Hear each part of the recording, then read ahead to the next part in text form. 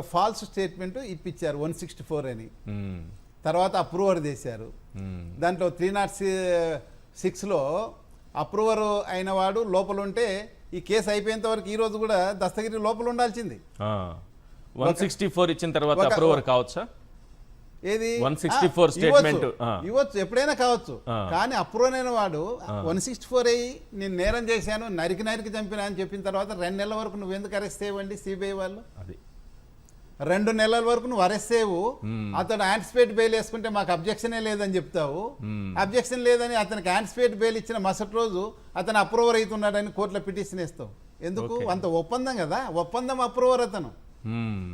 306 ప్రకారము సిఆర్పిసిలో ఒకసారి అప్రూవర్ అయిన వాడు లోపల ఉంటే, అరెస్ట్ అయ్యి ఉంటే ఈ కేసు ట్రయల్ అయిపోయి కేసు తీర్పు వచ్చేంత వరకు లోపలే ఉండాలా.